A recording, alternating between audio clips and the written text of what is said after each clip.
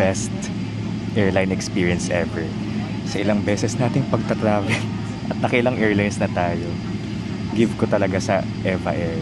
Premium economy. Ang nice. Sa totoo lang, medyo underwhelming yung economy natin. Pero yung premium, it's giving. Tingnan nyo naman yung pagkain natin. Pang fine dining, my goodness. Tingnan nyo guys yung recline niya. Oops. Airfare natin from Manila to New York. Check ulit yung price. Nasa... Hello guys! Kumusta kayong lahat? This is Dave, the Kuripo Traveler. And for today's video, lilipad tayo papuntang United States of America for the first time.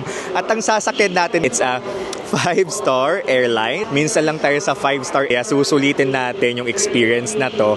It's EVA Air or Eva Air bang tawag dyan. From Taiwan. Kaya may layover tayo sa Taiwan. Tapos yung baggage natin, makukuha natin talaga siya sa JFK Airport sa New York. Search ko lang to guys. Kung kayo ay magta-travel in the Philippines, in the US, Japan, Korea, anywhere else in the world, you can book your activities, hotel, travel items via Klook. I use my promo code DaveGinoClook para maka-discount. Kung kayo naman ay gustong mag-book ng hotel sa Agoda, you can also use my promo code DaveAgoda. Nasa NAIA Terminal 1 tayo.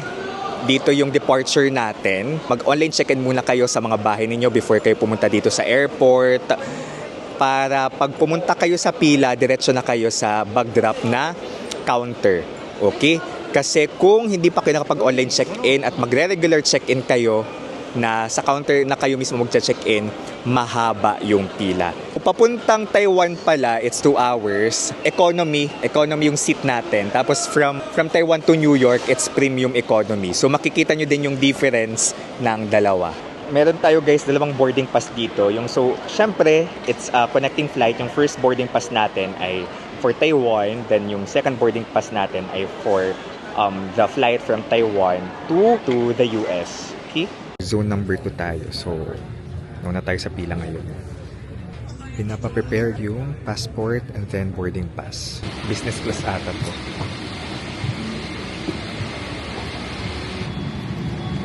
I think this is the premium economy. 2, 4, 2. Dito na tayo sa economy, guys. Ang nice. Mukhang maluwag. Nakaupo na tayo sa ating economy seat. So, ito siya. May entertainment system. So, may monitor dyan. We can watch movies later or series. And then, ang bumungad sa atin dito ay earphones. Favorite ko talaga yung window seat, as in. At least makakatulog tayo ng mahimbing. Ganon. May masasandalan tayo. Ito yung legroom niya for perspective. Ayan. G na ba kayo sa legroom na to? Ano yung favorite yung seat? Aisle? Middle seat? Or window? Pinakaayaw ko yung middle seat. Pro tip, kung mag-open yung check-in, online check-in ng 2 days, 48 hours before, exactly 2 days before your flight. Nung nag-open na yung check-in, agad-agad akong pumili ng seat ko para sure tayong nasa window seat tayo kasi may mga vacant pa namang window seat.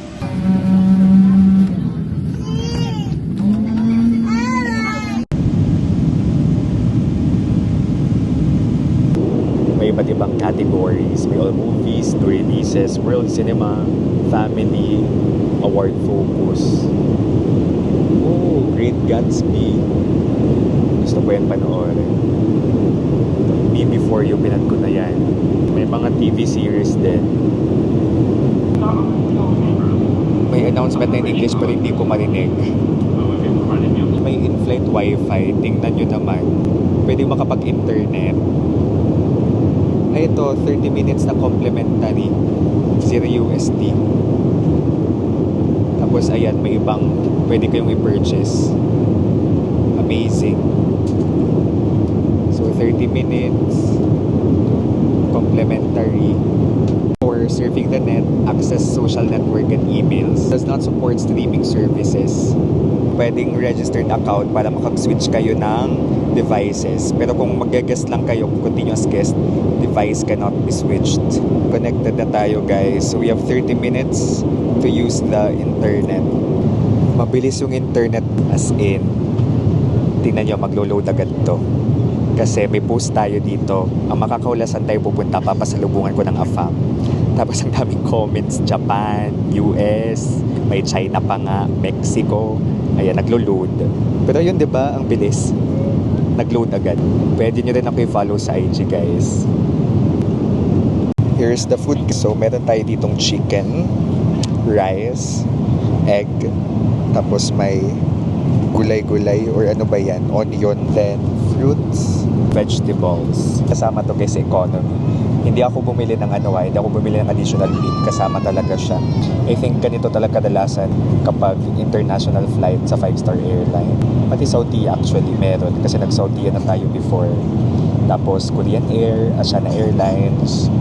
Then may pagkain talaga. May tubig din pala. Huwag tayong matutulog, okay? Gutom na ako. First time kong makain ng ganitong klaseng luto ng manok. Nakakaiba. Kulay tosino siya. Tapos it's tender. May pa-wet wipes din sila dito guys, which is very convenient. Plus, dental floss. Hindi ko na ipapakita kasi nagamit ko na siya rin. Busog. Gusto ko yung complete meal tayo dito. Complete diet. So, merong chicken, may gulay, diba? May vegetables. Tapos na rin yung ating free wifi na 30 minutes. So yun, kung kailangan nyo pa ng additional na internet, kung kailangan nyo pa gumamit ng internet or gusto nyo lang, kailangan nyo na siyang bayaran. Meron sila ditong instructions about filling out the arrival card. Yun, kapag kayo papasok ng Taiwan. To be honest, di ko sure kung kailangan ko pa yan i-fill out kasi New York naman yung natin, US naman yung end destination natin. Bawal pala yung mga e-cigarette. Although di naman tayo nagsi-cigarette. Pero nakita natin sa announcement kanina bawal yung mga e-cigarettes, okay? And you can be fined ng, kalimutan ko magkano. Pero yun, mafa-finean kayo ng malaki. May pa-music din. Ayun, kung gusto nila mag-sound trip. Tapos punta tayo sa home. Ayan, 33 minutes na lang ang bilis ng mga pangyayari. Lalo na kapag nag-vlog ako, tapos gumagamit ako ng wifi, kumakain, ang bilis ng mga pangyayari. Check ko ulit yung price, nasa 71,000 plus yung price, yung rate, airfare natin. Combination na yun ng economy from Manila to Taipei, then premium economy from Taipei to New York. Mahal, no? Grabe. Kaya sulitin natin yung tong trip na to. Landing pakiramdaman natin, guys.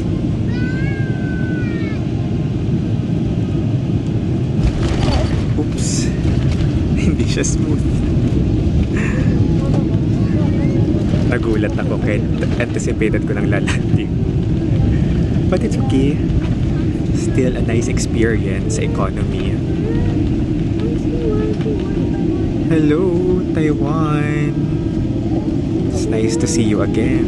That's our experience in the economy class ng Eva Air. So later, abangan nyo yung experience naman natin sa premium economy. Arrival, transfer, chinek yung passport tapos boarding pass. So dito na tayo sa baba mag-aantay for boarding. Alright, ito guys yung business class. Pag long haul flight, parang okay na rin no, na hindi siya tipirin. 14 hours. Wait, sa dulo ako. Na-amaze ako guys. It's giving. So far, I think this is the best experience so far for me in an airline. Nararamdaman ko ng komportable yung tulog natin. Okay lang yung 14 hours na flight. Mag-haul tayo dito. So meron silang pachinelas for the entertainment system. May pouch na pwede ata siyang gawing sling bag. Kasi tinanong ng kasama ko kung pinakita niya sa akin. Tapos parang may strap dyan na pwedeng gawing pang sling bag. And then of course the pillow. No, this is blanket. And then the pillow. Nice. Then may water doon, no. Tapos nandito na yung instructions. Ang cool ng video nila, pang pelikula. Ang saya talaga ng legroom. Ang laki. Makaka-recline tayo mamaya. This is giving best airline experience ever. sa ilang beses nating pagta-travel at nakilang airlines na tayo, give ko talaga sa Eva Air. Premium economy. Ang nice. Sa totoo lang, medyo underwhelming yung economy natin. Pero yung premium, it's giving. Feeling ko business class siya. Siya rin. Ayan, lumalarga na. Ano guys, tawag dito? 7:35 na. Yung dating natin sa New York ay past 9. So, tingnan natin paano tayo makapag-commute doon. Magte-train tayo. Na-search ko na rin naman. So, train. Yun, train. Tapos, bumili pala tayo ng eSIM sa Klook. Yung comment ko din yung link sa baba. So, worth 1,000. Tapos, 5 days unlimited. Tapos, sa Mexico din, bibili din ako ng eSIM sa Klook. So, yun yung mga important na things. Pinaka-important for me yung eSIM. Kasi kailangan talaga natin ng internet to navigate. And then, tours din, mga cruise, ganun. Nag-book tayo ng cruise, ng observation deck, the best daw yung summit, the summit, yun daw ang the best. Tapos, magde-day-tour tayo sa Washington, D.C. Yun. Ayan na, nag-dim na yung lights. Happy talaga ako maluwag yung legroom, as in. Kasi gusto ko yung window seat. Kaso yung disadvantage ng window seat, nakakayang lumabas kapag gusto mong mag-CR. Diba? So at least yung premium economy, okay siya. Medyo masasagi ko ata siya ng konti. Pero try kung hindi siya masagi. Pero ayun, hindi siya as sikip ng economy. Nakikita naman kung ilang oras yung flight. So 13 hours, okay? 13 hours and 35 minutes. Parang may nakita kong 14 hours, but it's a prank. Ayan. Real time. Yung mga movies, then TV shows. Bye-bye, Taiwan. Kanina pa ako natatangag kung saan isasaksak yung headphones. Dito lang. Okay? Kanina ko pa siya hinahanap. Tingnan nyo guys yung recline niya. Oops. I can recline fully. Thank you. Oh, refreshing wet towel. Ito na yung first snack natin. May bagong dating. It's a wine. So we requested white wine. So nagdi-distribute naman sila dito while watching Great Gatsby. So yan yung pinili ko kasi set siya sa New York. Ito palang lagayan natin ng pagkain, patungan ng pagkain. Amazing. Inuhugot natin siya from here. Kasi kanina di ko sure saan ko ilalagay yung ano ko, yung baso ko. So buti na lang nakikita natin yung iba. Feeling ko mga sanay na yan sa premium economy. May mga bago sa akin. So buti na lang observant tayo. Tinignan natin kung paano nila sineset up yung patungan. So inuhugot lang dyan.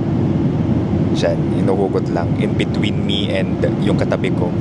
And it helps na kaibiganin yung katabi para at least mabilis na lang tayo makakalabas. Di ako mahihiya na lumabas kung gusto kong mag-CR.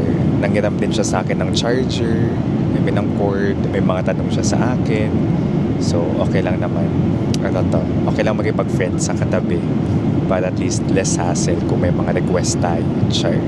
Sis, tingnan nyo naman yung pagkain natin.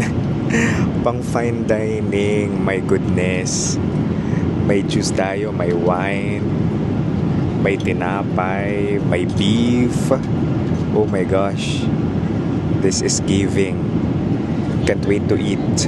Taray ng lalagyan ng utensils. Tela ba to or makapal na tissue? Pero ayan. On Board Hospitality Awards, winner siya noong 2021. And ang bait talaga ng katabi natin. Binigay niya sa akin yung tinapay niya. So tinapay pati ice cream binigay niya sa akin guys. As in, ang tender ng beef. Like, sarap ng pagkain as in. The best so far. Sa lahat ng natay natin na food sa airline. Grabe. Ang sarap ng main. Tapos ito na yung kinakain natin. Or dapat ba nauna to guys? I'm so sorry. Medyo bubit ako sa mga ganito. Kung ano mga dapat unahin, huwag niyo kong i-judge. Lavatory.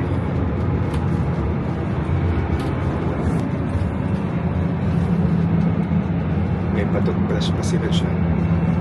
Linis. Yan. 4 hours na lang yung trip natin. Lapit na. Maliwanag na sa labas. So kung buksan natin yan, sobrang liwanag niyan. Kasi lahat ng dito, lahat ng bintana naka-close. Kinig lang tayo ng ABBA music dito. Katapos lang ng Mamma Mia. Charing. Ayan. Oh my gosh. Feeling kong Hubbard ko na. This is how the plane looks like. 4 hours na lang. Tapos, chinek ko yung phone ko around 4 a.m. na. Pagka 5 a.m. na sa Pilipinas. So, umalis tayo mga past 7 sa Taiwan. May pasnak sila guys. Tapos, di lang masyadong kita pero Magic Flake siya. Jack and Jill.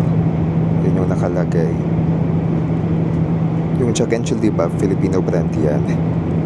Philippines represents.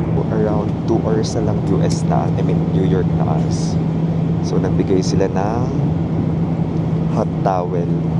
So, pang freshen up siguro to. Kasi medyo, diba, more than 10 hours na tayo sa flight. 1 hour and 30 minutes. And look, may pagkain na naman tayo. Ito na yung dinner natin kasi gabi na ngayon sa New York. It's, I think, past 6 or 7 na sa New York ngayon. Dito na tayo kakain. Tapos snack na lang siguro pagkalapag natin or pag makarating na tayo sa accommodation natin. Yan. So, chicken with mushroom. And then, ang bait talaga ng katabi ko. Binigay pa niya sa akin yung tinapay. Tapos butter. Tapos, ayan, may fruits. And then dessert. Yun. Let's eat. Habang mainit pa.